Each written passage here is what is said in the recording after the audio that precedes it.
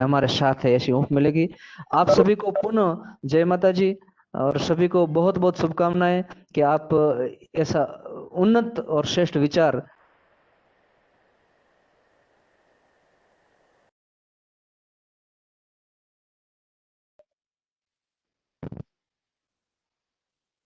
धन्यवाद दशरथ साहब।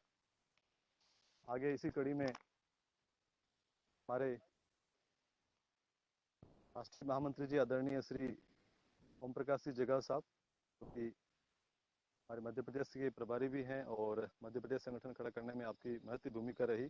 आप संघ के देवास प्रांत में इस पद पर दायित्व निभा रहे हैं।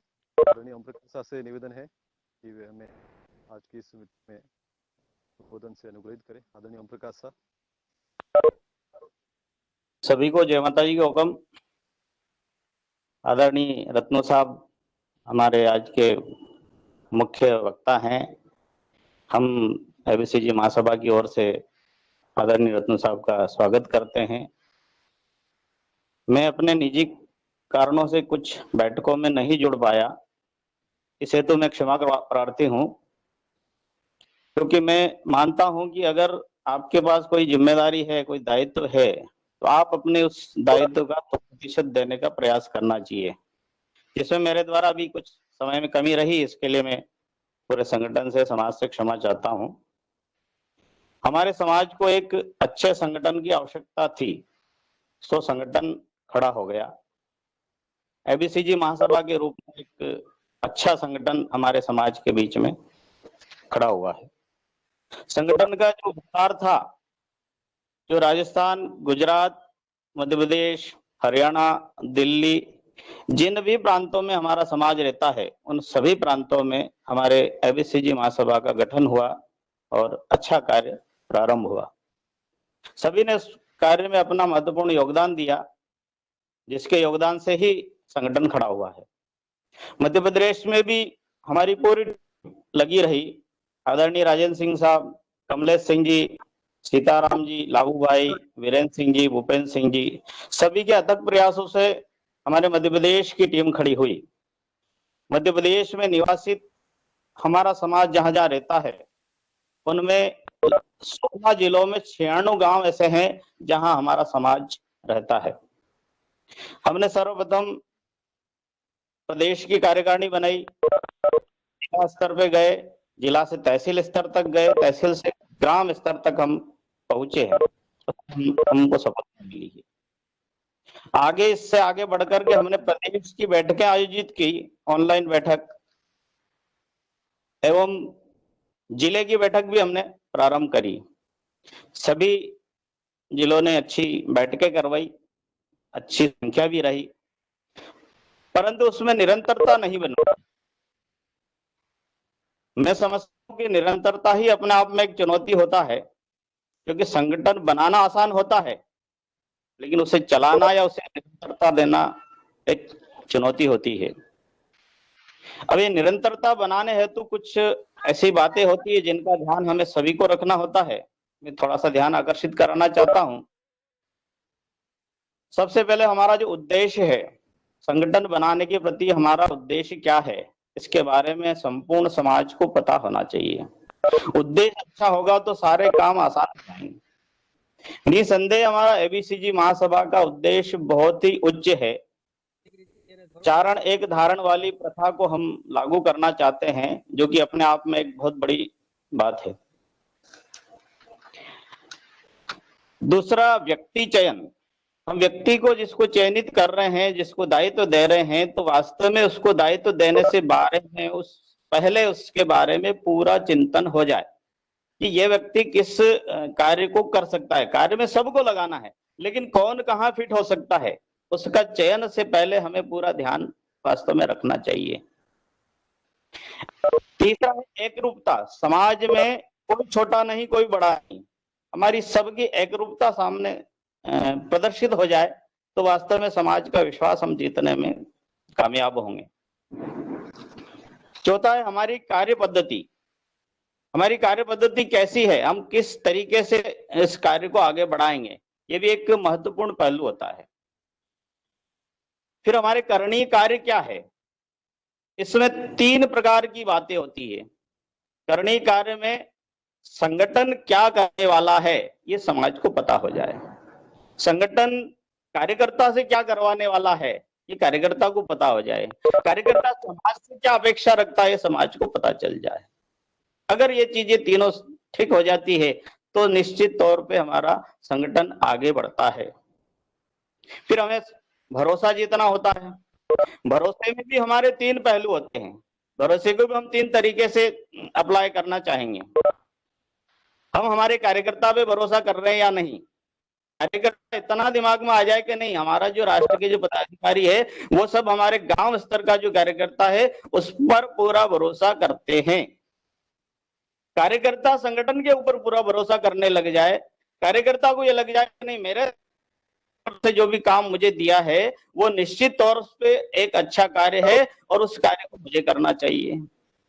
और इस सब मिला करके, दोनों बातों को मिला करके समाज हम सब पे भरोसा करने लग जाए, संगठन पे भरोसा करने लग जाए, तब जाकर के हमारी गाड़ी पटरी पर आगे आएगी। इसके लिए हमें कई प्रकार के प्रयोग करते रहना पड़ेंगे। फिर हमारे अंदर सहजता, सरलता और सेवा, इन तीनों बातों को भी हमारे चरित्र में लाना होगा, जब जाकर हम समाज का दिल जीत पाएंगे। इसके लिए सहजता के लिए हमें मान लीजिए इतना लचीलापन होना पड़ेगा कि हमारे पास हमारे समाज का एक आखिरी व्यक्ति अगर संदेश लेकर के आता है या उसका संदेश हमें कहीं से मिल गया तो हम सब मिल करके उस सारे हमारे कार्य छोड़ करके उसके कार्य को करने का प्रयास करें। हमारा उसमें कोई एटीट्यूड लागू नहीं होए, हम सर्वप्रथम उसको मान्यता देना चाहिए कि नहीं, मुझे उस आखिरी व्यक्ति जो है हमारा उसका कार्य करना है। उसमें हमारी कोई आचार संहिता लागू नहीं होना चाहिए, कोई भेदभाव नहीं होना चाहिए। इसका मैं एक ज्वलंत उदाहरण आपको बताता हूं जिसको सुनकर के आपको सभी को हर्ष होगा।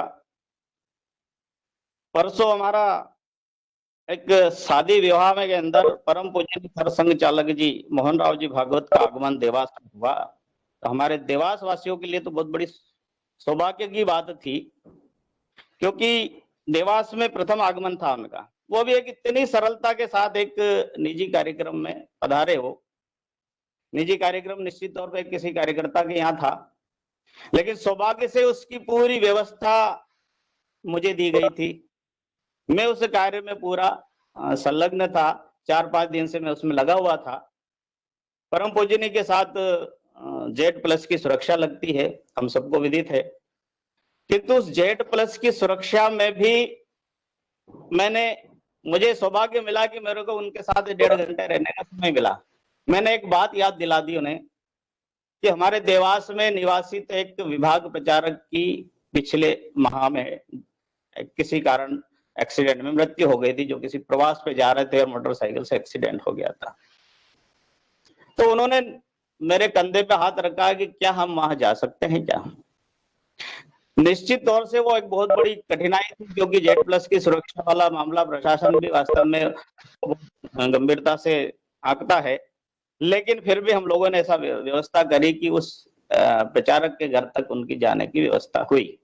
सहजता से वहां जाकर करके आए तो समाज में इतना अच्छा संदेश गया कि एक सर्वमान्य व्यक्ति जिस संगठन का एक सबसे बड़ा पदाधिकारी वो एक सामान्य से कार्यकर्ता के यहाँ भी जाने की इच्छा रखता है।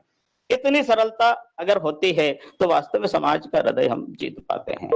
एक छोटा सा उदाहरण था, इस उदाहरण से भी हमें वास्तव में कुछ न कुछ सीखने को मिलता है। तो हम लोग भी वास्तव में हमारे चरित्र में ऐसी सहजता लाने का प्रयास करेंगे तो निश्चित ही हमारा समाज हमारे ऊपर भरोसा जताएगा।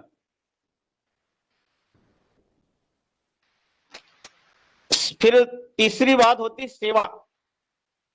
सेवा हेतु हमें पता चल जाए कि अगर हमारा एक व्यक्ति किसी कार्य से पीड़ित है, किसी वजह से पीड़ित है, तो वो हमें बताए उससे पहले हम उसकी पीड़ा को पहचान लें और उसकी पीड़ा को दूर करने का प्रयास कर लें।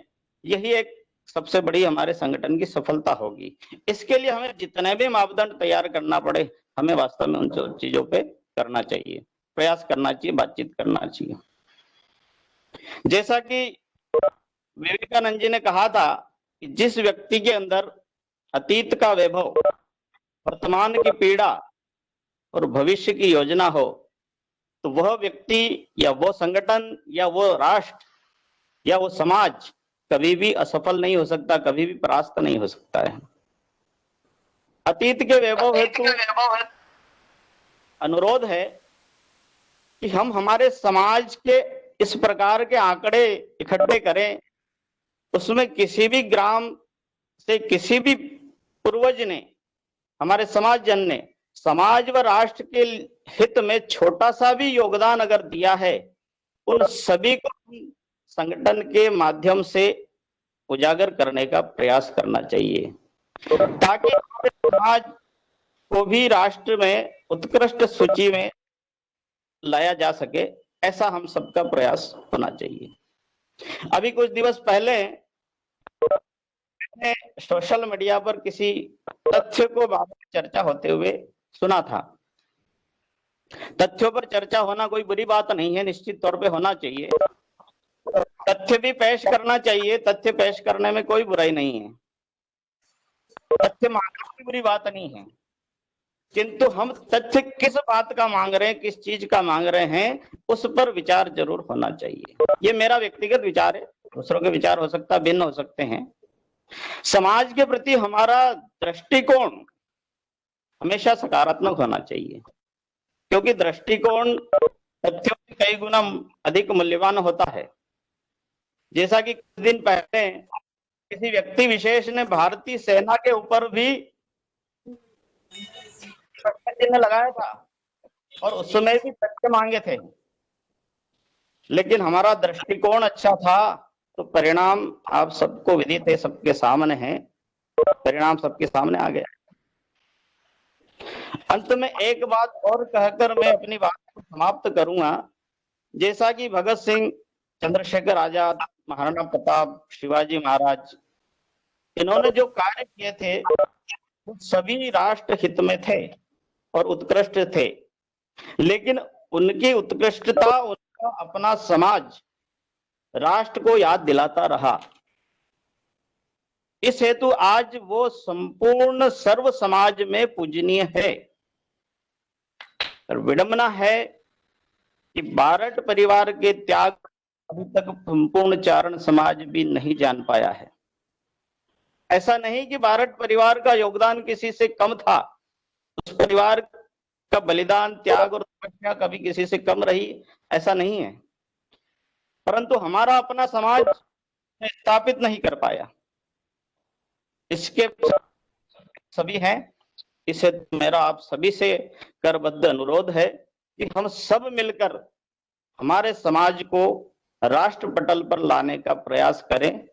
मां करणी हम सबके साथ है और निश्चित ही हम सब मिलकर के अगर प्रयास करेंगे तो वास्तव में हमारा समाज एक उत्कृष्ट सूची में आ जाएगा और निसंदेह राष्ट्र हमारे समाज को है दृष्टि से नहीं देखते हुए अच्छी दृष्टि से देखने लग जाएगा। यही मेरा आप सभी से विनम्र निवेदन है कि हमारा संगठन अच्छा खड़ा हो गया, लेकिन अब इसके जो कार्य है वो उतने उत्कृष्ट जाना चाहिए।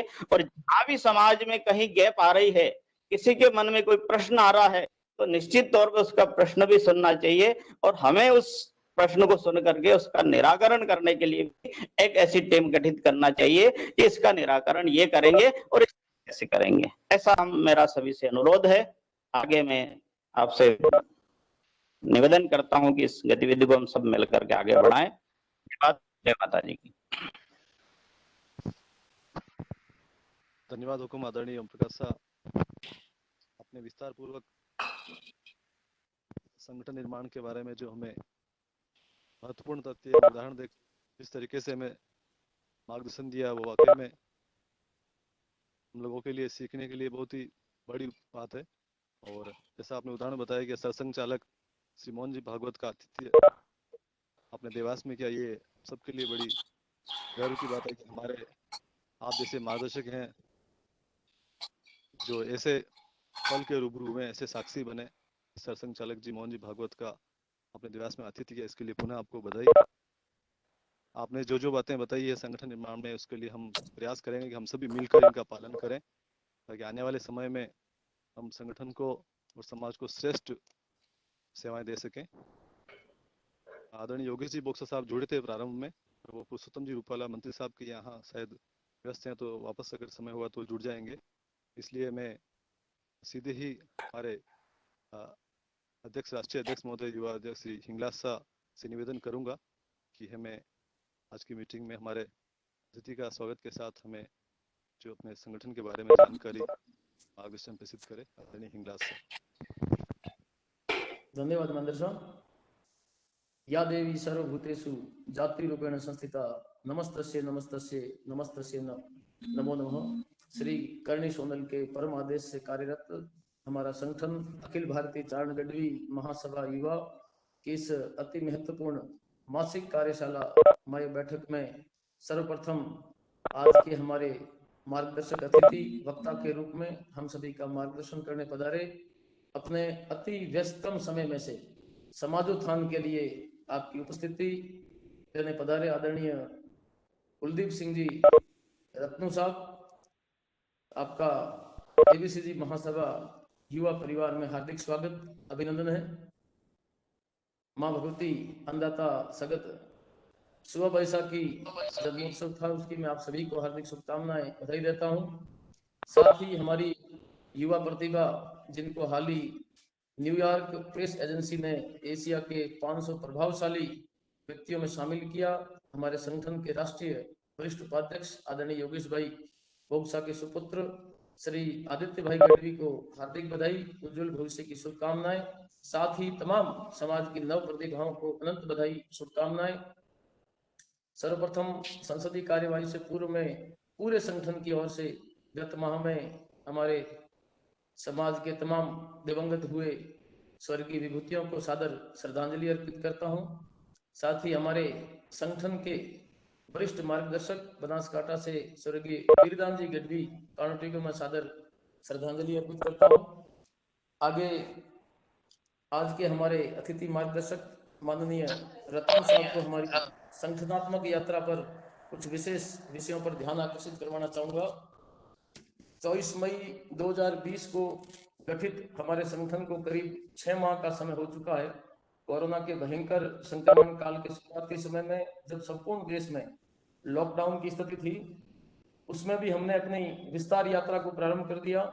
लॉकडाउन और लगातार आने वाले पंचायती राज चुनावों की व्यस्तता के बावजूद भी सभी ने मिलकर के, सभी ने एक रूपता दिखाते हुए अभी तक हमने संपूर्ण राष्ट्रीय कार्यकारिणी, हमारे मूल निवासी 6 राज्य राजस्थान, गुजरात, मध्य प्रदेश, पंजाब, हरियाणा और दिल्ली की संपूर्ण प्रदेश अध्यक्ष, मय प्रदेश कार्यकारिणी एवं समाज के मूल निवासी करीब 100 जिलों में संपूर्ण जिलाध्यक्षों की घोषणा कर दी है। वहीं करीब आधे जिलों में जिला कार्यकारिणी, मय तहसील अध्यक्षों की घोषणा भी हो चुकी है। जहां 24 मई से ही लगातार हमने मासिक बैठकें व साप्ताहिक बैठकें डिजिटल स्वरूप में की है, जिसमें एक भी बैठक को रद्द नहीं किया है। वहीं अति अनिवार्यता होने पर हमने कोर कमेटी की तात्कालिक बैठकें भी की है। हालांकि कोरोना काल में ही हमारा संगठन हुआ है, इसलिए अभी तक हमने एक भी बैठक फिजिकल नहीं कर पाए हैं, सारी हमारी डिजिटल बैठकें रही है। हमारी कार्यकारिणी विस्तार का कार्य व नियमानुसार चर्चा व बैठकों का क्रम अनवरत प्रारंभ करते हुए हमने विजन रूप में हमारे digital institute Shri Karni Sonal career institute का प्रारंभ कर दिया है, जिसमें ऑनलाइन एजुकेशन देने का कार्य किया जा रहा है। जिससे आगे 16 विभाग, जो हमारे पूर्व के वक्ता दिनेश जी ने बताया, 16 विभाग जिनको हमारी कार्यकारिणी में अनिवार्य रूप से शामिल किया है। मैं माननीय अतिथि महोदय को बताना चाहूंगा कि 16 विभागों में एजुकेशन, मय कैरियर गाइडेंस, उद्योग व्यवसाय, मय रोजगार, प्रशासनिक, मातृशक्ति, चारणत्व जागरण, साहित्य मय काव्य, धार्मिक, राजनीतिक, स्वास्थ्य, खेल मय कला, कृषि मय डेयरी, IT, social media, legal, media, प्रवासी मय अनिवासी और सुरक्षा, ये हमारे 16 विभाग है। इनको भी आगे इंस्टीट्यूट का मुख्य भाग बनाकर हम कार्य प्रारंभ करेंगे। साथ ही दूसरे विजन के रूप में संक्रमण काल के बाद में नई दिल्ली में हमारे प्रतियोगी परीक्षार्थियों के लिए एक अध्ययन केंद्र प्रारंभ करने का पूरा प्लान लगभग तैयार है। हमारी दिल्ली की टीम आदरणीय प्रवीण शाह, दिलीप शाह, ईश्वरदान शाह सभी ने पूर्व में ही तैयारी कर रखी है, जिसे अगले वर्ष मार्च अप्रैल के करीब प्रारंभ कर दिया जाएगा। माननीय लखाव साहब के सुझाव अनुसार कम विजन हो मगर परफेक्ट कार्य पर ध्यान दें, इसको विचार में लेकर के अभी हमने 2 विजन पर कार्य प्रारंभ कर दिया है। वही संगठन को स्थायी व अनवरत स्थापित करने के लिए 3 बातें, संगठन का विस्तार, विजन और कार्यक्रम, तीनों पर कार्य हमारा क्रियाशील है, जिसमें तीसरे नंबर पर कार्यक्रम पर भी कोर कमेटी की बैठक में तय कर इस नवरात्रि पर मां भगवती करणी जी की जयंती के पावन 7म और शुक्रवार की तिथि से हमने 9 कार्यक्रम वार्षिक रूप से तैयार कर श्रेष्ठतम रूप में हम कैसे कार्य प्रारंभ कर सके, हम कैसे कार्यक्रम करें, ये 9 कार्यक्रम भी हमने तय किए हैं, जिसमें श्री करणी माता जी जयंती, श्री सोनल बीज और धरोहर संरक्षण दिवस के रूप में श्री आवड़ माता जी जयंती, क्रांतिकारी केसरी सिंह बार्ट जयंती, शौर्य और बलिदान दिवस के रूप में क्रांतिकारी कुंवर प्रताप सिंह बार्ट जयंती, धर्म जागरण और संत परंपरा दिवस के रूप में संत ईश्वरदास जी जयंती, काव्य दिवस के रूप में दुलाभाई काग जयंती, साहित्य दिवस के रूप में महाकवि सूर्यमल मिश्रण जयंती, परंपरा एवं विरासत दिवस के रूप में आहूवाद सत्याग्रह दिवस। ये 9 कार्यक्रम हमने तय किए हैं। इस प्रकार आज तक की ये हमारी तैयारी है। हमने संगठन में डेमोक्रेटिक सिस्टम को डेवलप किया है, जहां निर्णय सभी की सर्वसम्मति से और आदेश श्री करणी और निर्देशित करने वाला हमारा कार्यालय।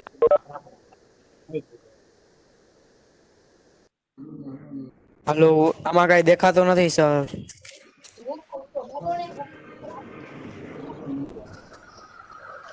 हेलो, સંભળાતું નથી ને દેખાતું નથી કઈ। हाँ बोल। हेलो हेलो हेलो, आवाज આવે છે? हेलो हेलो, हाँ सर। हाँ जी, तो આવે છે। सभी शांत रहे। महेंद्र साहब, हाँ सर, आवाज आपका कट गई थी। आवाज आ रही है क्या? हाँ सर, अब आ रही सर, पहले चली गई थी। अरे सर नहीं आए तो आप बता दें, ताकि क्या मुझे बता रहे, ठीक है? आज कम आ रही है। सर, अब बता दो। हमने सभी का विधिवत परिचय हो और परस्पर हमारे विचार साझा हो, ये हमारा एक लक्ष्य है कि अभी हमने डिजिटल स्वरूप में Yes, बैठ sir. के बहुत की है, और हमारा Yes. पारस्परिक परिचय, फिजिकली परिचय किस प्रकार हो, इसको लेकर के एक दूसरे के विचारों को सुने, समझे, कुछ धरातलीय कार्य व परिणाम दोनों ही बाहर आए। ये विचार हमने पहले राष्ट्रीय कार्यकारिणी की पहली फिजिकल बैठक करने का विचार दिसंबर अंत में तय किया था, मगर हमारे मूल संगठन के राष्ट्रीय अध्यक्ष माननीय सीडी देवल साहब का स्वास्थ्य ठीक नहीं होने व हमारे कार्यकारी अध्यक्ष महोदय आदरणीय लखाव साहब के भ्रातृत्व शोक होने से और इस कोरोना के इस बुरे दौर में हमारे वट वृक्षों का फिजिकल उपस्थिति संभव नहीं होने से अभी हमने राष्ट्रीय कार्यकारिणी की बैठक को टाल दिया है, मगर साथ ही एक नवीन विचार के साथ में हम इस विचार पर पहुंच रहे हैं कि क्यों ना हाल हम जिला बैठकों में इन बैठकों को कन्वर्ट कर दें, जिसमें हर जिला स्तर पर कार्यकारिणी की बैठक होगी, जिसमें संबंधित जिले के प्रदेश व राष्ट्रीय पदाधिकारी भाग लेंगे। इन बैठकों में अब हम हर जिले को हमारा प्रमुख केंद्र बनाकर कार्य करेंगे, जहां सबसे पहले संपूर्ण जिला कार्यकारिणी मय तहसील अध्यक्ष घोषित हो जाए, जिसमें 16 विभागों व मार्गदर्शकों का सही रूप में समावेश हो। फिर प्रवासी सूची बना दें ताकि प्रवासी अध्यक्षों की घोषणा कर सकें। हालांकि कोरोना संक्रमण होने से संपूर्ण भारतवर्ष में एक स्थल पर बैठक करना ठीक नहीं है और आगे विधिवत राष्ट्रीय व प्रदेश कार्यकारिणी की बैठकें होगी। वहीं ध्यान रखें, हमारी राष्ट्रीय से लेकर गांव तक की कोई भी बैठक हमारे समाज के या सार्वजनिक या धार्मिक स्थल पर होगी, जो चारणत्व चारणाचार को मूल में रखकर गरिमामय रूप में आयोजित की जाएगी, पश्चिमी सभ्यता से लबरेज नहीं। इन जिला बैठकों में कार्यकारिणी का विस्तार व प्रवासी सूची तो बने, साथ ही संबंधित जिले की हमारी प्रतिभाओं व समाज रत्न, जिसमें सभी सरकारी अधिकारी, कर्मचारी, सामाजिक संगठनों में कार्यरत सेवारथी जो कोरोना योद्धा के रूप में व नव चयनित व अन्य विशेष क्षेत्रों की प्रतिभाएं सहित जो जिला कोर कमेटी को सही लगे, उनकी विधिवत सूची बना ले, ताकि उनको आगे अपने क्षेत्र में उल्लेखनीय कार्य के लिए प्रशस्ति पत्र देकर नाम टाइप करवाकर हम राष्ट्रीय कार्यालय से भेज सके और जिन्हें आगे हैंड टू हैंड हमारे पदाधिकारी भेंट कर सके। वहीं आगे तहसील कार्यकारिणी में ग्राम अध्यक्षों की आवाज नहीं आ रही है साहब, महेंद्र साहब आवाज नहीं आ रही है साहब की। धन साहब नहीं आ रही क्या? आ रही सर, आवाज थोड़ा नेटवर्क में होंगे। हुक्म। वहीं अरे आगे तहसील कार्यकारिणी में ग्राम अध्यक्षों की घोषणा के साथ गांवों की कार्यकारिणी के गठन पर चर्चा और कार्य प्रारंभ करें, जहां आगे डिजिटल इंस्टीट्यूट शिक्षण हेतु कक्षा व कोर्सवार विद्यार्थियों की अनुसूची बना दें। वहीं हमारे कार्यक्रम बेहतर से बेहतर कैसे हो इसकी चर्चा हो। वहीं जिले पर भी संगठन की सभी सोशल आईडी बने नामवार, जहां बेहतर कार्यालय का संचालन हो। इन बैठकों व कार्यक्रमों का मीडिया व सोशल मीडिया दोनों पर सही रूप से प्रचार हो, इसकी व्यवस्था हम स्वयं का संगठन में सही रूप में समावेश करते हुए करें। जहां आगे हर जिले में सुपर 30 की तरह एक ऐसा सेंटर बनाएं जिसको हम गोद लेकर के निःशुल्क व बेहतरीन संस्थान बनाकर हमारी प्रतिभाओं को परिणाम तक पहुंचाएं। बालिका शिक्षा पर विशेष जोर देते हुए योग्यतम को शिक्षण सामग्री व लैपटॉप सीधा घर बैठे उपलब्ध कराएं, जिनकी बेहतरीन मॉनिटरिंग हो। एक टीम उनको फॉर्म भरवाने से लेकर शिक्षण सामग्री उपलब्ध कराने, ऑनलाइन ट्रेनिंग व जरूरत पड़े तो ऑफलाइन ट्रेनिंग व उनका एग्जाम होने, फिर परिणाम काउंसलिंग सभी तक पूर्ण सहायक बने। बालिका शिक्षा भी 100% हो, यह लक्ष्य लेकर चलेंगे। वहीं जो गांव में बेरोजगार युवा बैठे हैं, इनके लिए बाहर या स्थानीय स्तर पर रोजगार में सहायता करें। वही गांव में हमारे सार्वजनिक स्थलों की सुरक्षा व रखरखाव पर ध्यान देते हुए उसे हमारे बुजुर्गों व मातृशक्ति के अध्यात्म का केंद्र कैसे बनाए, जहाँ संस्कार शिविरों और सेवा शिविर लगे, जो चिकित्सा शिक्षा रोजगार में सहायक बने। खेल मय कला में प्रतिभा खोज प्रतियोगिताओं की शुरुआत के साथ हर श्रेष्ठ उद्देश्य का उसे केंद्र बनाए। और वहीं से अंत में वर्ष में एक बार सांस्कृतिक यात्रा करवाएं, जिसमें हर गांव का प्रतिनिधित्व हो व हर सांस्कृतिक केंद्र के दर्शन हो। इसकी बेहतरीन प्लानिंग उस जिले की बैठकों में हम करें। और अंत में हमारे मार्गदर्शक अतिथि महोदय से मैं निवेदन करना चाहूंगा कि समय की व्यस्तता में कि हम सभी को आपको सुनना है, आपका मार्गदर्शन हमें प्राप्त करना है। आप अपने विराट अनुभव से हमें मार्गदर्शित करें कि हम संगठन के माध्यम से इस कोरोना संक्रमण के दौर में भी किस प्रकार कार्य करें, किन उद्देश्यों प्लानिंग के साथ समाज में नव जागरण का संचार करें, ये आप हम सभी का मार्गदर्शन करें। पुनः संगठन की ओर से माननीय रत्न साहब का मैं तहे दिल से हार्दिक स्वागत करता हूं, अभिनंदन करता हूं। धन्यवाद। जय मां करणी, जय मां सोनर। धन्यवाद आदरणीय अध्यक्ष महोदय हिंगलाज साहब। अब सीधे ही मैं आदरणीय हमारे आज के मार्गदर्शक अतिथि महोदय आदरणीय कुलदीप साहब से निवेदन करूंगा कि वे हमें अपने उद्बोधन से अनुग्रहित करें। तब तक आप सभी ध्यान से। सर आवाज कम आ रही है, मेरी आ रही है या सबकी कम आ रही है? सर हो सकता है आपकी आवाज तो सर बराबर आ रही है। सर आपका बराबर आ रही है? हाँ जी हुक्म, आपके इंस्ट्रूमेंट शायद आप वॉल्यूम बढ़ाइए आपका वहां से। वॉल्यूम तो बढ़ा दिया सर, ठीक है, देखता हूँ मैं। जी जी। तो आदरणीय कुलदीप सर से निवेदन है कि हमें मार्गदर्शन सहित उद्बोधन प्रेषित करें। आदरणीय कुलदीप सर। एबीसीजी युवा महासभा के आज के सभी उपस्थित बंधुओं को, बहनों को मेरा नमस्कार, प्रणाम, जय माता जी की। आज इस कार्यक्रम में आपने मुझे बुलाया और कुछ कहने के लिए आदेश दिया, मेरा सौभाग्य है। आप सब लोगों के बीच में मुझे बहुत कुछ आज समझने को मिला, क्या काम हो रहा है, बहुत अच्छी गतिविधियां हो रही है और पूरे उत्साह के साथ पूरी टीम लगी हुई है, बढ़िया काम हो रहा है। और भी बहुत कुछ अभी शुरुआत हुई है। आपने बिल्कुल ठीक कहा कि ये तो लॉकडाउन का और कोरोना का पीरियड है, इसलिए बहुत ज़्यादा एक्टिविटीज़ हो नहीं सकती थी, लेकिन आपने शुरुआत की है और उस शुरुआत को आगे बढ़ाया है और अच्छी योजनाएं हैं संगठन में, कार्यकर्ता में, कार्यक्रमों में क्या क्या हमें सावधानियां रखनी है, क्या हमें ध्यान रखना है, उसके बारे में बहुत अच्छा मार्गदर्शन माननीय हमारे ओम प्रकाश जी ने दिया।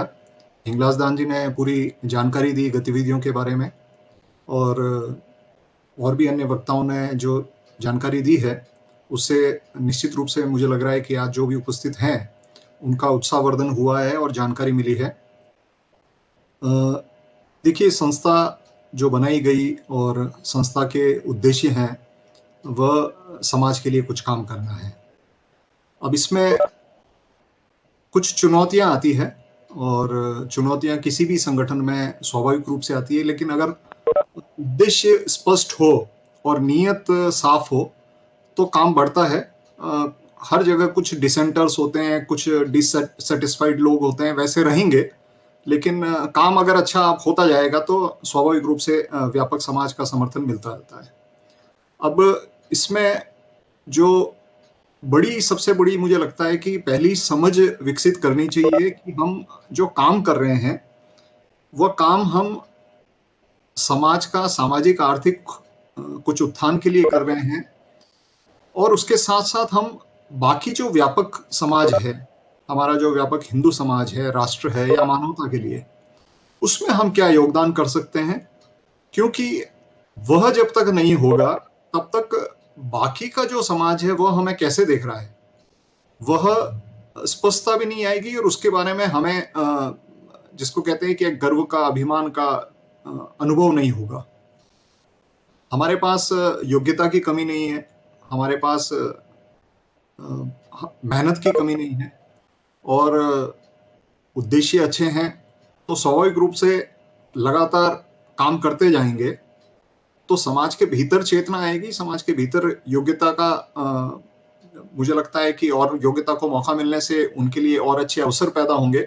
लेकिन सबसे बड़ी हमारे सामने जो चुनौती रहेगी, या मुझे कहना चाहिए कि लक्ष्य हमारे सामने रखना चाहिए, वह ये रखना चाहिए कि हम बाकी सोसाइटी के सामने अपने आप को कैसे प्रेजेंट कर पा रहे हैं। अगर समाज के सामने हमारे लोग अच्छा उदाहरण प्रस्तुत करेंगे, अपने अपने क्षेत्र में, अपने अपने विषयों में कुछ काम करते हुए, प्रोडक्टिव काम करते हुए व्यापक समाज के लिए, तो उससे जो एक पॉजिटिव एनर्जी डेवलप होती है, उससे जो एक सकारात्मकता आती है, वह आगे के कार्यों के लिए हमें भी ऊर्जा देती है, और हमारे युवाओं का बहुत ज्यादा उससे उत्साहवर्धन होता है। तो काम कुछ भी हो, काम के साथ हमें हमेशा ये देखना पड़ेगा कि हम बाकी के लोगों के लिए कैसा उदाहरण बन पा रहे हैं। वह व्यक्तिगत तौर पे भी महत्वपूर्ण है, और वह सार्वजनिक तौर पे भी महत्वपूर्ण है, सामाजिक तौर पे भी महत्वपूर्ण है।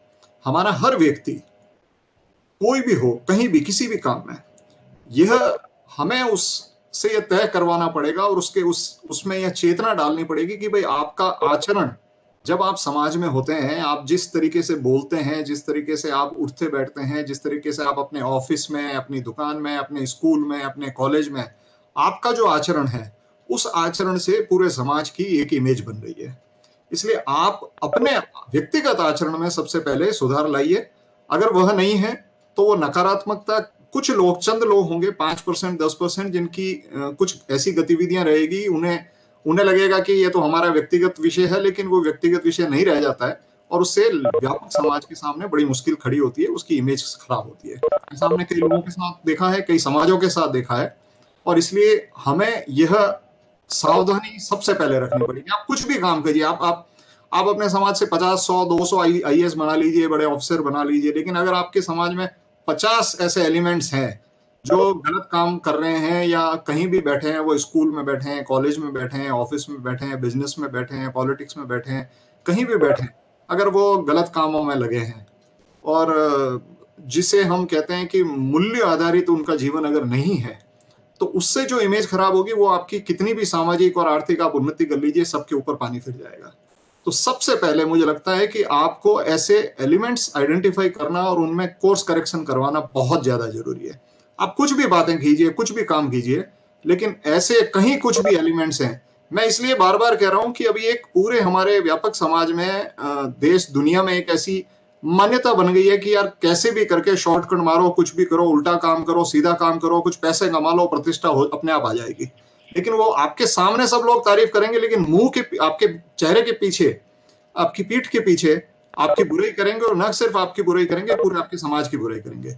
इसलिए ये जो एक शॉर्टकट का तरीका अपनाना, और इंस्टेंट कुछ फेम ले लेना, इंस्टेंट कुछ मनी जनरेट कर लेना, इंस्टेंट कुछ न कुछ पावर जनरेट करने के चक्कर में सारे नैतिक मूल्यों को, जिन मूल्यों के लिए हमारी पीढ़ियां जीती रही, जिन मूल्यों के बारे में हमारी पीढ़ियों ने ज्ञान दिया, लिखा, पढ़ा, बोला, उन सब मूल्यों को अगर छोड़ के अगर हम कोई जीवन जीना चाह रहे हैं, और समाज के सामने अगर हम कुछ जिसको कहते हैं कि एक इंप्रेशन डालना चाहते हैं छोटा सा, तो वो उसका निगेटिव इंप्रेशन बहुत ज्यादा घातक होगा। ये मुझे लग रहा है बहुत बड़ी सावधानी सबसे पहले रखनी पड़ेगी, क्योंकि ये अगर हम तय नहीं कर पाएंगे, और उसके बिना अगर हम आगे बढ़ने की कोशिश करेंगे और हर तरह के लोगों को जोड़ना, हर तरह के लोगों की गुणगान करना कि भैया ये हमारी मदद कर सकता है, फला आदमी है, ऐसा आदमी है, तो फिर आप ऐसे एक रास्ते की ओर बढ़ रहे हो जो बहुत ज्यादा डिस्ट्रक्टिव हो सकता है।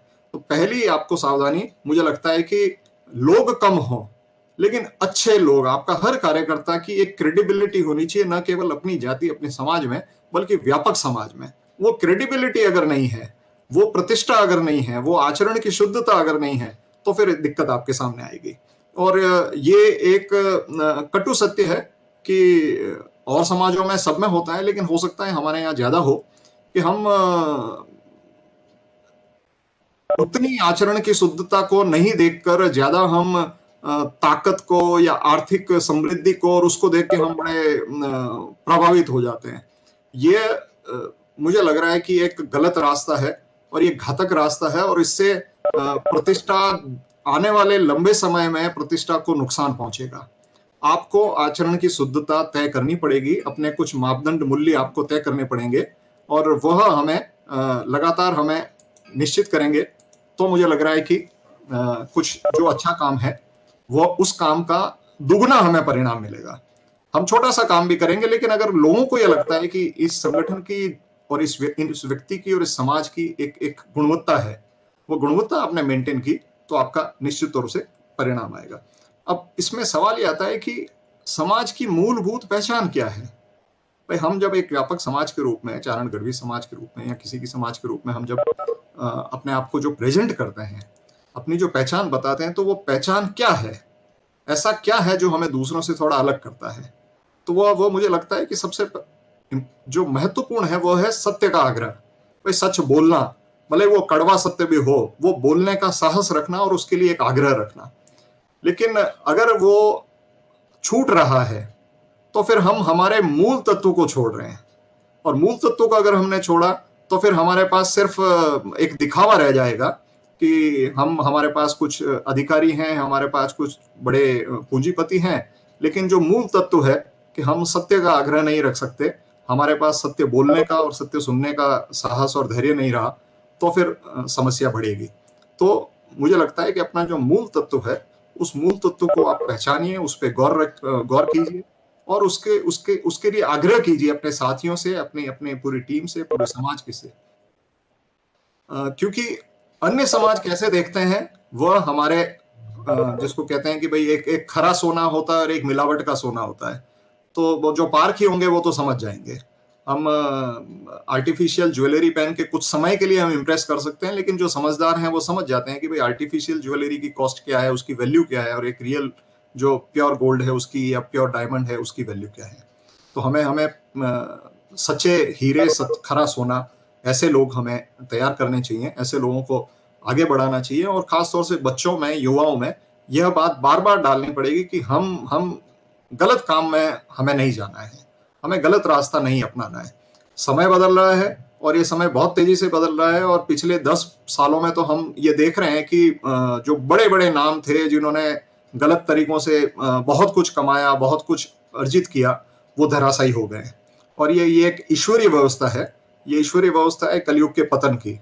तो इसलिए जो बुराइयां करना और बुरे काम से जो कुछ भी आप अर्जित करने की कोशिश कर रहे हो, नाम दाम, जो भी आप ताकत वगैरह, वह स्थायी नहीं रहने वाली है, वो चली जाएगी। मैं पूरे आत्मविश्वास के साथ और पूरे होशोहवास के साथ ये कह रहा हूँ कि ये कलयुग वाला समय ज्यादा चलेगा नहीं। इसलिए आपके अगर बच्चों में, आपके समाज में, आसपास में कहीं भी अगर ये वैल्यू सिस्टम जा रहा है, तो ये वैल्यू सिस्टम बहुत ज्यादा घातक रहने वाला है। इससे बचाइए, और अपने समाज को बचाइए, अपने परिवार को बचाइए, अपने आसपास के लोगों को बचाइए, यह बहुत ज्यादा जरूरी है।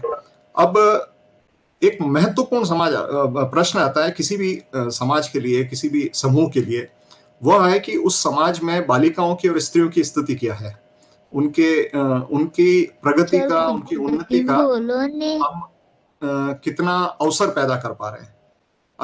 अगर बच्चियों के लिए पढ़ाई का, नौकरी का, अगर हमारी महिलाओं के लिए उनको आगे लाने का, उनको बोलने का, उनको नेतृत्व का, ये सब अगर अवसर उपलब्ध नहीं है, तब मुझे लगता है कि बहुत हद तक हमारा काम ऐसा होगा जैसे कि एक गाड़ी चल रही है, उसमें 4 टायर हैं, 4 में से 2 पंक्चर हैं और 2 टायर से आप गाड़ी चलाने की कोशिश कर रहे हैं, कि भाई आगे का टायर है तो हम खींच लेंगे, लेकिन आप लंबा चल नहीं पाएंगे।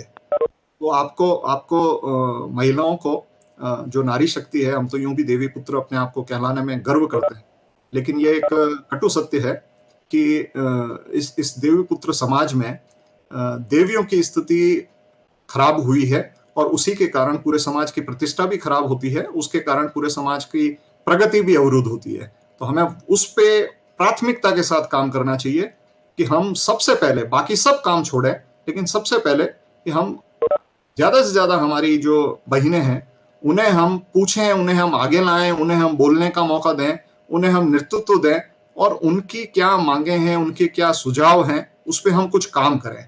नहीं तो वो पिछड़ापन और वो सारा, तो दुनिया बहुत तेजी से आगे बढ़ रही है, और आप अगर पुराने कुछ ऐसे रीति रिवाज ऐसे कुछ पकड़ के बैठे हैं जिनमें महिलाओं को अधिकार नहीं है, महिलाओं को स्वतंत्रता नहीं है, महिलाओं को पढ़ने की, नौकरी करने की दूसरी व्यवस्थाएं नहीं है, उन्हें बोलने की, तो मुझे लग रहा है कि फिर हम बहुत पीछे छूट जाएंगे और दुनिया बहुत तेजी से भागती हुई आगे निकल जाएगी।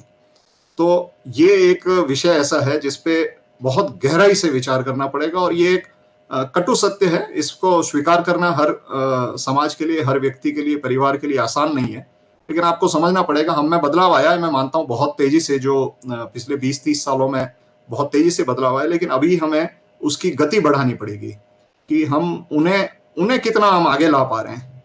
और देखिए, अगर हम पर्सन टू पर्सन अगर कंपेयर करें तो कहीं भी आप देखेंगे कि उनका जो आत्मबल है, उनका जो चारित्रिक बल है, और उनकी जो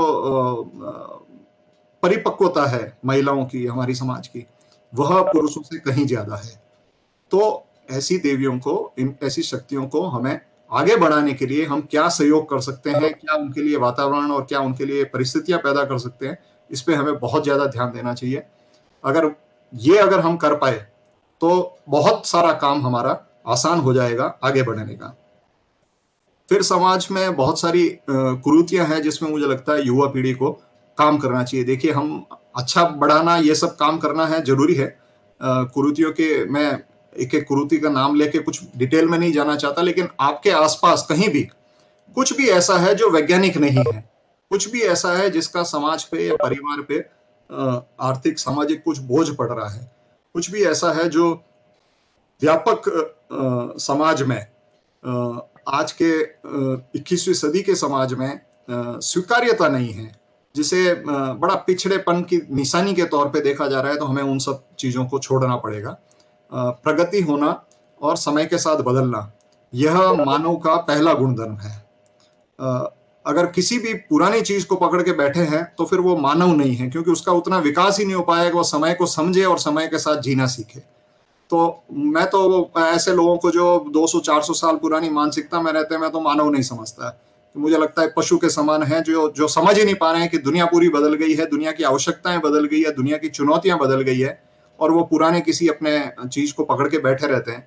तो फिर क्या होता है कि फिर कुछ हम देख रहे हैं, कुछ समाजों की ऐसी कट्टरता के कारण या ऐसे पिछड़ेपन के कारण पूरी दुनिया में इमेज खराब हुई है। तो वो इमेज हमको खराब नहीं रखनी है, हमें उस समय को, उस चुनौती के साथ अपने आप को बदलना है। और जहां भी कुछ भी ऐसी हमारी रीति रिवाज कुछ रहे, वो उसके सबके अलग अलग कारण हैं। हम बहुत समय तक हमारे सामने बहुत सारी चुनौतियां थी व्यापक हिंदू समाज के सामने, और उसके कारण चाहे बाल विवाह रहे होंगे या और भी जो समस्याएं रही, बच्चियों को शिक्षा नहीं देना, ये सब उसके एक सामाजिक राजनीतिक कारण थे। अब वो परिस्थितियां नहीं है, इसलिए हमें उन परिस्थितियों की में जो मजबूरियां रही, वो मजबूरियों को आज तक पकड़ के रहने का कोई कारण नहीं है, उन्हें हमें तेजी से बदलना चाहिए। फिर जो किसी भी युवा पीढ़ी के लिए चुनौती रहती है, वो रहती है कि भाई भविष्य के लिए आपको बेहद प्रतिस्पर्धात्मक वातावरण है, बहुत कॉम्पिटिटिव एनवायरनमेंट है, उसमें आपको कॉम्पीट करना है और आगे बढ़ना है। मैं ये मानता हूं कि हमारे यहाँ अधिकतर लोगों में यह मान्यता रहती है कि भाई एक सरकारी नौकरी होना बहुत जरूरी है और सरकारी नौकरी पाना बहुत जरूरी है। मैं थोड़ा उसमें अलग रहा, मैंने पहला ये प्राइवेट जॉब पकड़ा, लेकिन उसमें करते हुए ही मैं 2 बार RS में भी सेलेक्ट हुआ, एक बार मैंने इंटेलिजेंस ब्यूरो का भी एग्जाम क्लियर किया, सेलेक्ट हुआ, लेकिन मैंने सरकारी नौकरी ज्वाइन नहीं की और मैं प्राइवेट में रहा, क्योंकि मुझे ऐसा लगा कि आपको जिंदगी में अगर कुछ आप अच्छा काम व्यापक तौर पे कर सकते हो तो सरकारी नौकरी की बहुत सारी बाधाएं रहती है, तो उसमें नहीं रहना चाहिए। लेकिन अगर जरूरतमंद जहां भी जो परिवार हो, तो मेरा ये मानना है कि सरकारी नौकरी जरूरी भी है। लेकिन व्यापक तौर पे अगर किसी भी समाज को आगे बढ़ना है तो सिर्फ सरकारी नौकरी की आस में बैठे रहना और अपने युवाओं को भी उसी आस में बिठाए रखना, ये बड़ा घातक होता है। आज मैं कई जगहों पे जाता हूं और मैं देखता हूं कि 22 साल से लेके और 30-32 साल की उम्र के बहुत सारे युवा हर गांव में बैठे हुए हैं। क्या कर रहे हैं कि साहब मैं तो गवर्नमेंट जॉब के लिए तैयारी कर रहा हूं। आप समझिए, जिंदगी का अगर 8-10 साल अगर बिना किसी रचनात्मक कार्य के, बिना किसी प्रोडक्टिव काम के अगर निकल रहा है, तो ये बहुत घातक है। तो हमें सरकारी नौकरी के लिए जो भी योग्य हैं, वो जो भी पढ़ाई कर सकते हैं, मेहनत कर सकते हैं, वो करें। लेकिन हमें एक और दृष्टिकोण विकसित करना पड़ेगा कि समाज की भलाई तो व्यवसाय से, अपना खुद का जिसे हम कह सकते हैं स्वरोजगार से, सेल्फ एम्प्लॉयमेंट से, उससे आएगी, स्किल डेवलपमेंट से आएगी। क्योंकि सरकारों की अपनी सीमाएं हैं। देखिए, मैं दिल्ली में पॉलिसी मेकिंग से जुड़ा हूं और मैं समझ रहा हूं कि बजट कितना कम होता जा रहा है, खर्चे बढ़ रहे हैं, सैलरीज बढ़ रही है। इन सब में सरकारों के पास बहुत ज्यादा रोजगार देने के लिए, नौकरियां बहुत ज्यादा अर्जित करने के लिए भविष्य में प्रदेश सरकारों के पास बहुत ज्यादा स्थितियां रहने वाली नहीं है। तो ऐसी स्थिति में होगा क्या कि वैकेंसीज आएंगी कम और बेरोजगार युवा होंगे लाखों की संख्या में। तो कंपटीशन इतना टफ होगा, फिर उसका नतीजा यह निकलता है कि कहीं भी जहां डिमांड बहुत ज्यादा होती है और सप्लाई बहुत कम होती है, तो फिर वहां करप्शन शुरू होता है। तो फिर परिस्थितियां खराब होगी और उन सब में फ्रस्ट्रेशन आएगा, दुख होगा, निराशा होगी और उसके कारण मानसिक तनाव होगा। तो बेहतर है कि हम कम उम्र से अपनी योग्यता को, अपनी क्षमता को उस तरफ भी लगाएं कि जहां से हम सरकारी नौकरी मिले तो बहुत बेहतर है, लेकिन नहीं मिले तो हम तैयार हैं अपने रोजगार के लिए, अपने काम के लिए। ऐसी स्किल्स डेवलप करना, ऐसी योग्यता, ऐसी मानसिकता विकसित करना, ये बहुत जरूरी है। और समाज को, खासतौर से युवा पीढ़ी को, ऐसे लोगों को मुझे लगता है कि बहुत आदर और सम्मान के साथ देखना चाहिए जिन्होंने अपने दम पे अपना कुछ काम शुरू किया और सफलता अर्जित की। देखिए, व्यवसाय में हर आदमी के भाग्य में नहीं होती है सफलता। तो इसका मतलब ये नहीं है कि किसी ने कुछ काम किया, सफलता मिली, नहीं मिली तो वो कोई अयोग्य आदमी हो गया या उसकी प्रयास कम रहे होंगे। भाग्य है। बड़ी बड़ी कंपनियों के, बड़े बड़े जो दुनिया में बड़े सफल लोग होते हैं, उनके भी हर व्यवसाय उनका सफल नहीं होता। रिलायंस ने भी बहुत सारे ऐसे वेंचर किए जो फेल हो गए और उनको बंद करना पड़ा। तो मेरा यह मानना है कि ऐसे प्रयास करने वाले लोगों को सामाजिक तौर पर हमें प्रोत्साहन देना चाहिए, उन्हें समर्थन देना चाहिए। कि आप अगर मान लीजिए कि कोई एक सेवा है या कोई अगर कोई वस्तु है जो आप बाजार में किसी और से लेते हो और आपके किसी बंधु ने उसी सेवा का या उसी वस्तु का कुछ व्यापार शुरू किया है, तो भले ही आपको 2-5% ज्यादा भी देना पड़े, लेकिन आप अपने किसी बंधु की मदद करने की कोशिश करें। होता यह है कि हम कोशिश ये करते हैं कि यार अपना बंधु है ना, तो हम उससे कहते हैं यार तू तो हमारे लिए फ्री में सेवा दे दे, तू तो हमें बिल्कुल 50% डिस्काउंट पे चीज दे दो, तू तो हमारा बंधु है। तो वो पहले ही बेचारा स्ट्रगल कर रहा है, पहले से उसने काम शुरू किया, उसमें उसको फायदा होना नहीं है और हम जाके उससे और डिमांड कर लेते हैं। और वही चीज अगर हम कहीं और जाएंगे तो जो चीज हमें वहां किसी और जगह पे 100 रुपए मिलने वाली होती है, हम अपने बंधु से अपेक्षा करते हैं कि वो फ्री में दे दे या 50 रुपए में दे दे। तो इससे क्या होता है कि वो और स्ट्रेस में आता है और नुकसान खाता है और बेचारा बंद होता है, घाटा खाता है। ये मैं अपने व्यक्तिगत अनुभव से भी मैं बता रहा हूं और मैं इसलिए भी मैं बार बार ये चीजें कहता हूं कि हम अगर हमारे समाज में रोजगार उत्पन्न करने वाले लोगों को अगर आगे नहीं बढ़ाएंगे तो हमारे समाज के लिए संकट खड़ा होगा। देखिए, अब वो परिस्थिति रही नहीं कि पहले ये होता था कि एक अफसर होता था तो वो मन मर्जी से किसी को भी नौकरी दे देता था। अब तो मेरे ख्याल से किसी प्रदेश का मुख्य सचिव भी कोई बन जाए तो वो किसी चपरासी की भी नौकरी लगा नहीं सकता। तो सरकारी अधिकारियों की तो पावर्स दिनों दिन कम हो रही है और आगे भी होगी। लेकिन जो रोजगार उत्पन्न कर सकता है, भले ही मैं तो कह रहा हूँ कि एक किसी ने छोटी सी दुकान ही खोली, लेकिन वो अगर एक आदमी को भी रोजगार दे पा रहा है तो वो एक परिवार की, गरीब परिवार की मदद करने की पोजीशन में है। तो ऐसे लोगों को हमें हमेशा आगे बढ़ाना चाहिए, उनको मदद करनी चाहिए, क्योंकि जो रोजगार उत्पन्न कर रहा है, अतिरिक्त आय उत्पन्न कर रहा है, ऐसे लोग ही समाज को आगे बढ़ाते हैं, न कि सिर्फ अपना व्यक्तिगत विकास करने में जो लोग लगे हुए हैं। तो हमें सरकारी नौकरी पे फोकस करना चाहिए, लेकिन प्राइवेट जॉब में जाना, अपना बिजनेस करना, अपना कुछ स्वरोजगार, कोई स्किल सीख के अपना कुछ काम करना, ऐसे सभी कार्यों के लिए हमें खुलापन लाना पड़ेगा और ऐसे सभी कार्यों को प्रोत्साहन देना पड़ेगा। और मैं तो ये भी कहूंगा कि प्रोत्साहन ही नहीं, अगर कोई भी बिजनेस में थोड़ा सक्सेसफुल हो गया, अगर वो रोजगार उत्पन्न करने की पोजीशन में, तो असली हीरो आपका समाज का वो है। असली हीरो किसी ने नौकरी पाली, कोई अच्छी है, छोटी या बड़ी, तो वो आपके समाज का हीरो नहीं है, क्योंकि उसकी सीमाएं हैं। वो बहुत ज्यादा आपको मदद नहीं कर पाएगा। कोई पुलिस का एसपी बन गया तो आपको रोज मर्डर या रेप नहीं करना है कि आपके लिए वो एसपी आपको कुछ मदद करेगा।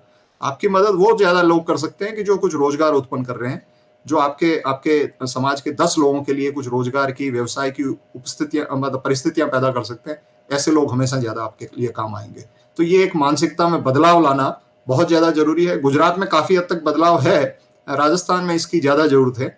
और ये बदलाव नहीं आएगा तब तक क्या होगा कि आपकी पूरी युवा पीढ़ी, जो मैं मानता हूं कि 18 साल से लेकर 35 साल की ही प्रोडक्टिव उम्र होती है, और उस उम्र में वो अगर बैठा रहेगा और यही सोचता रहेगा कि भाई वैकेंसी आएगी 2 साल 4 साल के बाद, और तब वैकेंसी आएगी तो मैं कुछ तैयारी करूंगा और तब मैं कुछ एग्जाम दूंगा, और फिर ये दुख होता है कि साहब 2 नंबर से रह गया, 5 नंबर से रह गया, आधे नंबर से रह गया, किस्मत खराब थी, पेपर आउट हो गया, नकल मार ली, हमको नंबर नहीं दिया, इंटरव्यू में कम दिया, ऐसा हुआ वैसा हुआ, लेकिन उससे समाधान नहीं निकलेगा। तो मेरा ये मानना है कि ये एक मेंटेलिटी चेंज ये बहुत ज्यादा जरूरी रहेगा। अब फिर मूल जो विषय है कि भाई हम संगठन में क्या काम करें और कौन से ऐसे कार्यक्रम, कौन से ऐसे प्रोजेक्ट्स लाएं कि जो एबीसीजी युवा महासभा के लिए एक जिसको गाइडिंग लाइट्स बन सकें, ऐसा जिसको कहते हैं कि माइलस्टोन्स बन सकें हमेशा के लिए और सबके लिए। तो इसमें मेरा ये सुझाव है, मैं शुरुआत मैंने अपने करियर की टीचिंग से की और एजुकेशन सेक्टर को मैं थोड़ा देखता समझता भी हूँ। मेरा ये मानना है कि जो आपने एक प्रयास किया है कोचिंग सेंटर वगैरह ये सब ऑनलाइन का, इसको थोड़ा और अच्छे तरीके से सोचते हुए हमें कंटेंट जनरेशन की, देखिए बहुत सारे लोग हैं जो अलग अलग सरकारी नौकरियों में कंपटीशन के थ्रू सेलेक्ट हुए, और बहुत ही प्रतिभाशाली लोग हैं, कोई टीचिंग में है, कोई ऑफिसर है, कोई कुछ है। ऐसे जो प्रतिभाशाली लोग जो तैयारी करके और सफल हुए, उनके पास सामग्री भी बहुत है और वो आगे के लिए भी मार्गदर्शन करने की भी पोजीशन में। और मैं मानता हूं कि कोचिंग के सेक्टर में बहुत सारे नामी जो शिक्षक हैं वो समाज से हैं, अलग अलग कोचिंग सेंटर्स में पढ़ाते भी हैं।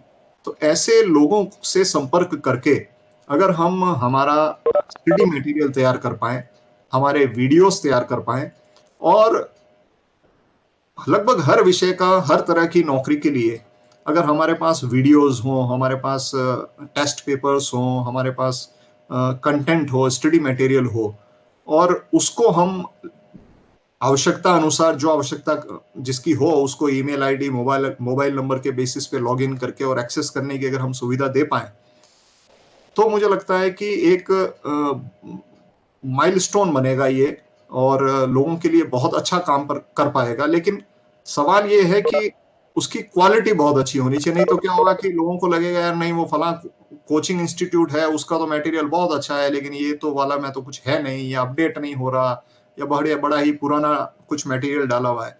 तो इसलिए इसके लिए प्रतिभाशाली लोगों को जोड़ के और उनका सहयोग लेते हुए, और अगर कुछ इन्वेस्टमेंट भी करना पड़े तो अच्छा, अगर कोई पोर्टल, वेब पोर्टल बन जाता है, या आपके यूट्यूब का कोई बहुत अच्छा चैनल बन सकता है, तो ये करना चाहिए। इसके साथ साथ मुझे लगता है कि एक वीडियो चैनल हम समाज के बारे में और बाकी जो देश की, राष्ट्र की जो भी मुद्दे हैं, उनमें, उन मुद्दों के ऊपर अच्छा काम करने वाले जो लोग हैं, उनके भी कुछ वीडियोस कुछ करना, जिनकी एक्सेस कोई भी कर सके। देखिए ये बहुत ज्यादा जरूरी है कि हम अपने जो अच्छे लोग काम कर रहे हैं, कोई हो सकता है एजुकेशन में अच्छा काम कर रहा होगा, कोई हो सकता है एनवायरनमेंट में अच्छा काम कर रहा होगा, कोई हेल्थ सेक्टर में काम कर रहा होगा, कोई वुमेन एम्पावरमेंट में काम कर रहा होगा, कोई ब्यूरोक्रेसी का कोई होगा, कोई जुडिशियल लीगल सेक्टर में अच्छा काम कर रहा होगा, सेक्टर में काम कर रहा होगा। तो ऐसे ऐसे सारे लोगों को एक प्लेटफॉर्म देते हुए अगर हम एक चैनल ऐसा बनाएं जिसको पूरी दुनिया में कहीं से कोई भी आदमी एक्सेस कर सके, तो उनका जो काम है उसकी एक रीच बढ़ेगी, उनकी उनकी स्वीकार्यता बढ़ेगी, उनका नाम होगा, और उसका जिसको इनडायरेक्ट जो बेनिफिट है वो लार्जर समाज को मिलेगा, क्योंकि आप कुछ ऐसा काम कर रहे हो जो राष्ट्र के लिए है, जो मानवता के लिए है, जो जो पूरे धर्म के लिए है।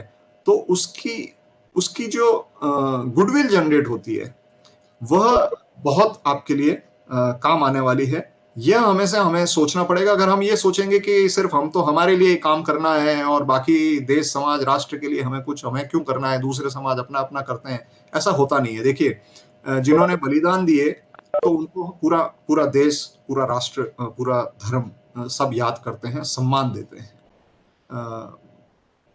उसी तरह जिन्होंने चैरिटी की, चाहे मंदिर बनाए, चाहे अस्पताल बनवाए, चाहे गरीबों के लिए कुछ सहायता दी, जो भी कुछ भी दान दिया और सहायता दी, सहयोग दिया, ऐसे लोगों को, भले वो किसी भी समाज का हो, उसको व्यापक समाज और राष्ट्र हमेशा प्रतिष्ठा देता है, सम्मान देता है।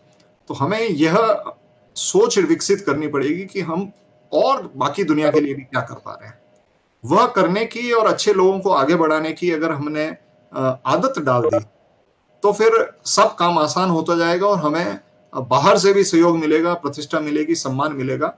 तो मेरा तो यही कहना है, आज काफी कुछ बातें हो गई, कि हम गुणवत्ता पे ध्यान दें, व्यक्ति की भी गुणवत्ता और कार्यक्रम की भी गुणवत्ता, और हम व्यापक दृष्टिकोण रखें। हमारे पूर्वजों ने हमेशा जो भी लिखा और जो भी कहा और जो भी विचार किया, मनन किया, वह व्यापक राष्ट्र के लिए, व्यापक समाज के लिए, धर्म के लिए, मानवता के लिए सोचा। और मैं कई बार कई लोगों से कह भी चुका हूं कि हमारे पास इतना साहित्य का खजाना है, और उस साहित्य में पर्यावरण पे अनेक कवियों ने, लेखकों ने बहुत कुछ लिखा, नारी शक्ति के ऊपर बहुत कुछ लिखा गया, विमेन एम्पावरमेंट जिसे आजकल कहा जाता है, और शिक्षा के ऊपर बहुत कुछ लिखा गया, नशा मुक्ति, नशे से छूटने के बारे में बहुत कुछ लिखा गया। ये ऐसे विषय हैं कि जिनके ऊपर जो कुछ लिखा गया है वो विषयवार हमें कंपाइल करना चाहिए कि भाई पर्यावरण पे ये जानन साहित्य, गढ़वी साहित्य ये है, ये एक बुकलेट पूरी की पूरी तैयार है। विमेन एम्पावरमेंट के ऊपर, नारी शक्ति के ऊपर, ये पूरी हमारे अलग अलग कवियों के, लेखकों का ये सारे सामग्री है, ये हमारी तैयार है।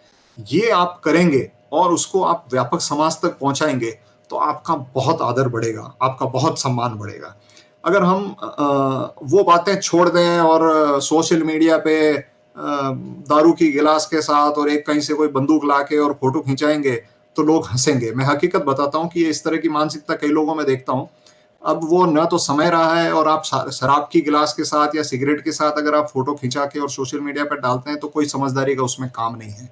वो ठीक है, आपके जान पहचान के 10-20 लोगों के लिए बड़ा वो हंसी मजाक का बात बनता है विषय, लेकिन आप ये हमेशा मान के चलिए कि अच्छा काम क्या है और अच्छे काम के लिए उसके लक्षण क्या हैं, वह अगर हम करेंगे, और बाकी आपकी जो पर्सनल लाइफ है आप उसमें क्या करते हो, उसको कोई समाज के सामने उसका ढोल पीटने की जरूरत नहीं है।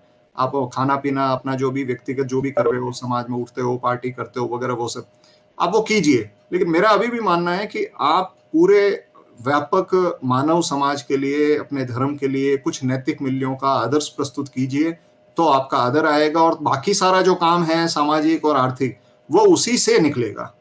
आदर नहीं है, सम्मान नहीं है, तो आपके पास कितना भी पैसा हो गया या आपके पास कोई भी पद है तो उसका कोई अर्थ नहीं है, वो अर्थहीन हो जाएगा। और अगर आपके पास साधन नहीं है लेकिन आपका सम्मान है तो आपका जीवन सफल है। तो यही कह के मैं अपनी बात खत्म करूंगा। आपने बुलाया, कुछ बातें करने का मौका दिया, अगर कोई बात ऐसी रह गई जो किसी को ठीक नहीं लगी तो उसके लिए मैं क्षमा चाहता हूँ। लेकिन मुझे लगता है कि हमारा स्वभाव है, कुछ हमें सत्य बोलने का और कड़वी बातें बोलने का स्वभाव रखना चाहिए। अगर वह नहीं रखेंगे तो, और हर जगह हम चुप रहेंगे, गलत बातों को स्वीकार करेंगे, गलत बातों की वाहवाही करेंगे, तो फिर हमारा मूल तत्व है उसे हम खो रहे हैं। ऐसा नहीं होने देना है, ऐसी प्रवृत्ति से हमें बचना है, अपना मूल तत्व बचाना है, सत्य का आग्रह रखना है और गुणवत्ता को आगे बढ़ाना है। आपका बहुत बहुत धन्यवाद। जय माता जी की, प्रणाम, नमस्कार। धन्यवाद हुकुम आदरणीय कुलदीप साहब। अपने अपने लंबे अनुभव से जिस शिद्दत से बारीकी से विश्लेषण विषय पर हमारा मार्गदर्शन किया, वाकई में हमारे लिए आज ये सीखने का और उसका अनुपालन करने के लिए आज महत्वपूर्ण अवसर प्राप्त हुआ। इसके लिए आपका आभार। और आपने जो बातें बताई उस पर हम निश्चित रूप से संगठन उसका पालन करने के लिए सतत प्रयास करेंगे। आज की इस मीटिंग में धन्यवाद के लिए मैं हमारे आदरणीय नारायण सिंह जी तोलेसर साहब से निवेदन करूंगा कि वे आज की मीटिंग में धन्यवाद के साथ बात रखें। आदरणीय नारायण साहब तोलेसर साहब।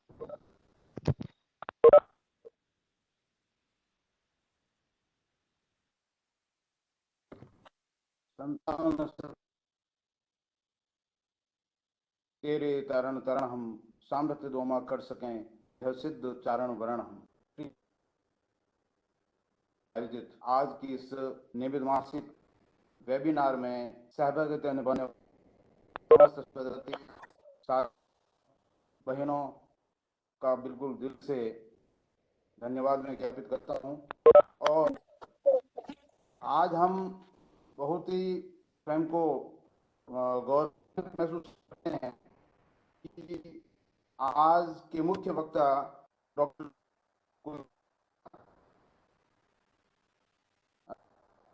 में आप सभी परिचित हैं। आप इंडिया पॉलिसी फाउंडेशन के डायरेक्टर हैं और संघ टैंक हैं, लेकिन हम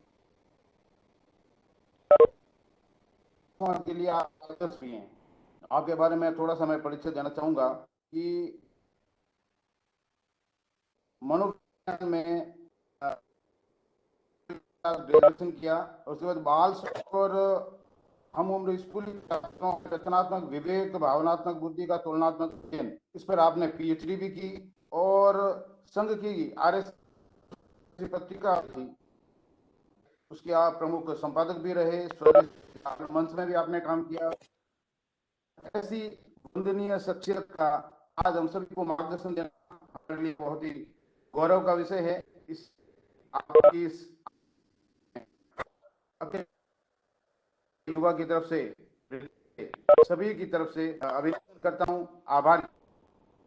आज की वेबिनार गुजरात हमारे वक्ता दशरथ गढ़वी ने भी बहुत ही कि आपने गुजरात क्षेत्र में 10वीं जो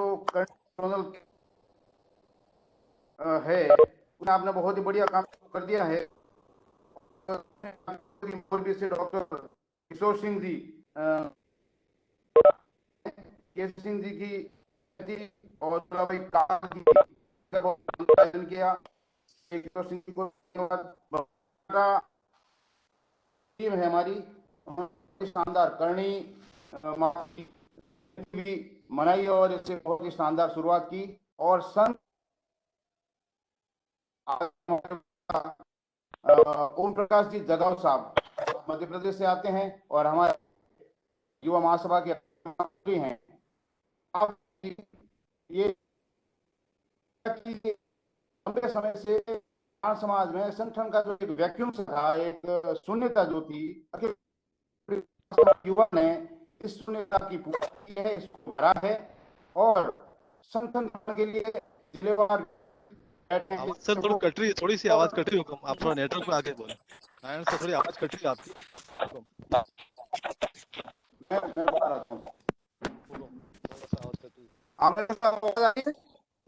हाँ सर थोड़ा सा कट रही थी थोड़ा। हाँ सर अब आ रही है। थोड़ी कट रही है, थोड़ा सा नेटवर्क इश्यू।